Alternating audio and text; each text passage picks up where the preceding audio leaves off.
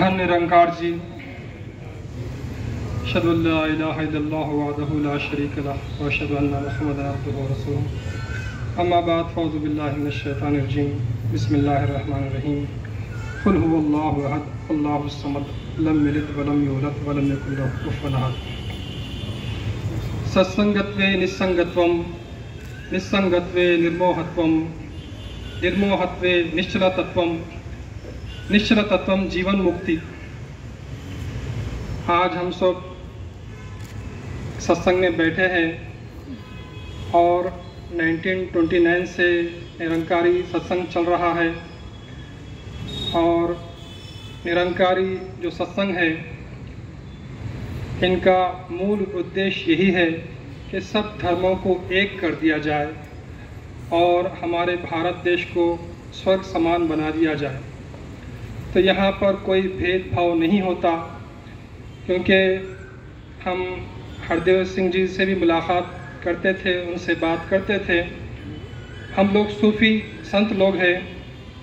हमारा आश्रम इसी हैदराबाद में मेहंदीपट्टनम में है, जिसको जगत गुरु आश्रम कहते हैं।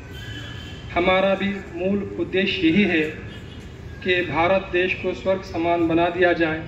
और ये जो हमारा आश्रम है 1924 से यही काम कर रहा है। हमारे गुरुजी हज़रत मौलाना सिद्दीक़ दीनदार चंद बसवेश्वर साहब क़िबला, देखिए आप, उनके नाम में भी एकता है, यूनिटी इन डाइवर्सिटी, इसी को कहते हैं। उनका नाम है सिद्दीक़ दीनदार, ये तो मुस्लिम नेम है। फिर आगे क्या है, चंद बसवेश्वर, सिद्दीक़ दीनदार चंद बसवेश्वर। तो इस तरह से हम तमाम धर्मों को एक करने के लिए प्रयत्न कर रहे हैं 1924 से। तो आपका भी यही काम है। बहरहाल सब संत मिलके हमको भारत देश को आगे ले जाना है और प्रेम भाव यहाँ पर जो है ना स्थापित करना है। क्योंकि इंसान जो है, मानो जैसा कि कबीरदास जी कहते हैं, लख 84 फेरे फिरकर, लख 84 फेरे फिरकर सुंदर नर्तन पाया, खाया पिया सुख से सोया, नाहक ज़माना खोया, हीरे जैसा जन्म था कौड़ी मोल गवाया। ये हमारा जो जन्म है वो हीरे जैसा है, मगर लोग इसीलिए वेमना योगी, क्योंकि यहाँ पर तेलुगु जानने वाले भी ज़्यादा है, तो वेमना योगी ये आंध्रा में एक संत गुजरे हैं। आप कहते हैं तेलुगु भाषा में, चदिवी चदिवी चावंगा नेटिकी చావు లేని చదువు చదవవలయు చదవలేక కోట్లు జనూరి సచ్చిరి కదా विश्वदाभिरामा विनुरा वेमा। यानी वेमना योगी कहते हैं कि पढ़ पढ़ पढ़ के करोड़ों लोग मर रहे हैं, लेकिन आप ऐसी पढ़ाई पढ़ो कि आपको मृत्यु नहीं आना चाहिए, आप अमर हो जाए। तो वो पढ़ाई इस प्रकार सत्संग से प्राप्त होती है। धर्म से ही आपको ये जो है ना हमेशा की ज़िंदगी मिलती है। ह्यूमैनिटी जो सिखाया है वो धर्म ही सिखाता है हमारे को। तो इस तरह से गुरुजी भी बताए कि सर्व अवतारा सत्य, जितने अवतार हैं हम यही बताते हैं कि राम जी सच्चे हैं, किशन जी सच्चे हैं, गौतम बुद्ध सच्चे हैं, जीसस सच्चे हैं, मूसा सच्चे हैं। तो सब अवतारों को हम मानना है और उनकी जो है ना आदर सम्मान करना है। इसी तरह जैसा कि कहा गया गुरु मंत्र में, गुरु ब्रह्मा गुरु विष्णु गुरुदेव महेश्वरः, गुरु साक्षात परब्रह्मा तस्मै श्री गुरुवे नमः नमः नमः। यानी गुरु सब कुछ है, ब्रह्मा भी है, विष्णु भी है, महेश भी है। तो सच्चे गुरु की तलाश करना ये ज़रूरी है। तो वो सच्चा गुरु क्या है, तमाम धर्मों को एक करने के लिए आता है।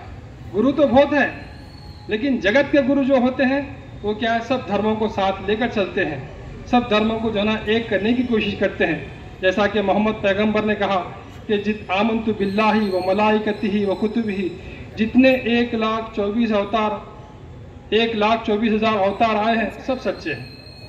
जितने धर्म ग्रंथ हैं, वेद, कुरान, गीता, कुरान, सब सच्चे हैं। तो इसीलिए हम क्या करते हैं, हम एकता के लिए हिंदू भाइयों से कहते हैं कि आप कुरान पढ़िए, और मुसलमान भाइयों से कहते हैं कि आप भगवत गीता पढ़िए।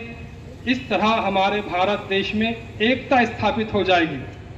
क्योंकि जैसा कि कबीरदास जी कहते हैं कबीर जब तुम जग में आए, जग हंसे तुम रोए, करनी ऐसी कर चलो तुम हंसे जग रोए।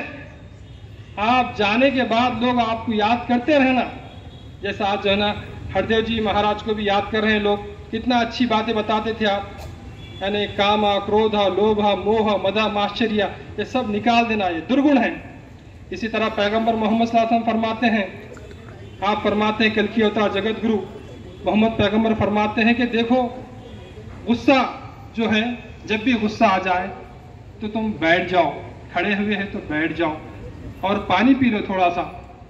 और आप बताते हैं कि ताकतवर पहलवान वो नहीं जो सामने वाले दुश्मन को पछाड़ दे, गिरा दे, बल्कि ताकतवर और पहलवान वो है जो अपने गुस्से को पी जाए।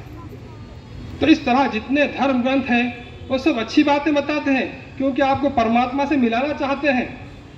जैसा कि कबीरदास जी बताते हैं, पशु का बने पनैया, पशु का बने पनैया, नर का कछु ना होए, नर अपनी करनी करे तो नर का नारायण होए।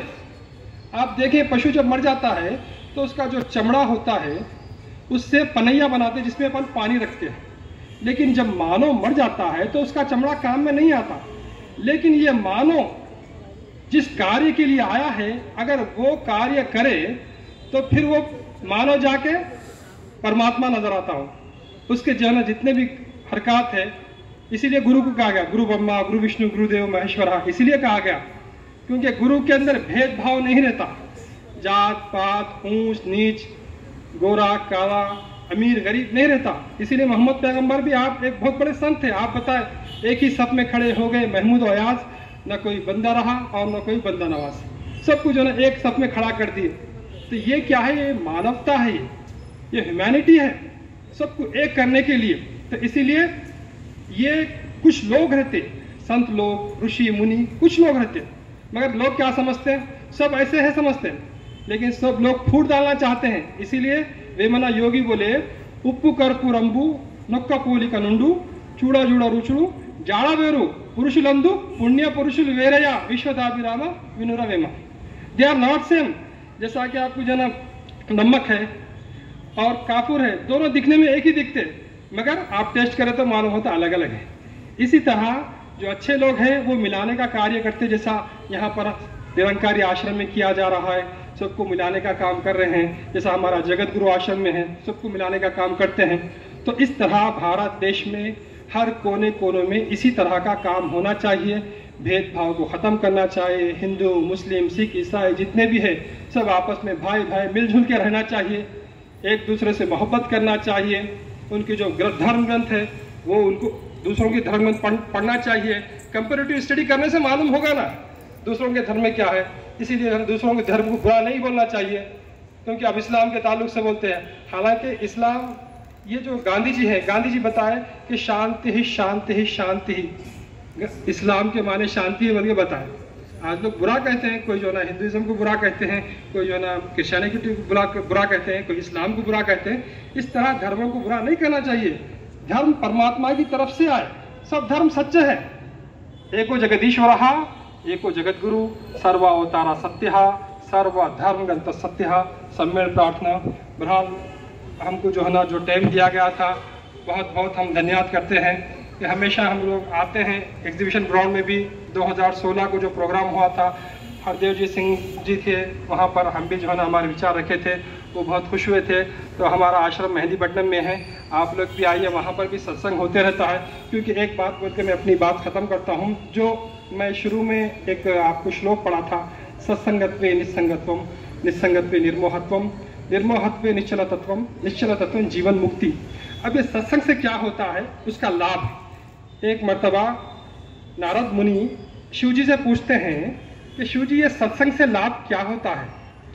तो शिव जी कहते हैं वो पानी के ऊपर कीड़ा चढ़ रहा है, वो कीड़े से जाके पूछो। तो जब नारद जी जाके पूछते हैं कीड़े से तो वो कीड़ा मर जाता है। फिर शिव जी के पास आते नारद जी, आके बोलते हैं शिव जी वो तो कीड़ा मर गया, वो बताया नहीं कि सत्संग से क्या लाभ होता। तो शिव जी बोलते हैं वहाँ पर वो खरगोश है, रैबिट है, उससे जाके पूछ। वहाँ जाके पूछते हैं नारद जी, तो वो खरगोश भी मर जाता है। फिर आके शिव जी से बोलते हैं कि शिव जी वो भी मर गया। तो बोलते हैं कि वहाँ पर गाय है, वो गाय से जाके पूछो। बोले गाय से जाके पूछते हैं तो गाय भी जो है मर जाती है। बाद में शिव जी के पास आके बोलते हैं कि शिव जी सब जने मर जा रहे, कोई बता रहा नहीं है, सत्संग से लाभ क्या है। तो शिव जी बोलते हैं कि राजा को एक बालक जन्म लिया, उस बालक से जाके पूछो। तो नारद मुनि बोलते हैं कि नहीं, मैं नहीं जाऊंगा। क्यों? अगर वो बच्चा बालक मर गया तो फिर वो राजा भी को छोड़ेगा नहीं। तो उस वक्त शिव जी वचन देते हैं कि जाओ, वो बच्चा बालक नहीं मरेगा। तब जाके नारद जी पूछते हैं कि बालक बता कि सत्संग से क्या लाभ होता है। तो वो बालक कहता है कि स्वामी, मैं कीड़े के जन्म में था, आप दर्शन दिए तो फिर मैं खरगोश के जन्म में आया, फिर आपके दर्शन हुए तो मैं गाय के जन्म में आया और अब पुरुष के जन्म में आ गया। तो इस तरह सत्संग से ये लाभ है, आप उन्नति करते जाते, आपकी स्पिरिचुअल जो उन्नति है वो होते रहती है। बहरहाल मैं प्रार्थना करता हूँ परमात्मा से, परमात्मा सबको जो है ना नेक और एक करे, हमारे भारत देश को स्वर्ग समान बनाए और बल्कि अवतार जगत गुरु मोहम्मद पैगंबर को समझने की तौफीक अता फरमाए। व आखिर दावाना अल्हम्दुलिल्लाह रब्बिल आलमीन। ओम शांति शांति शांति। वाह।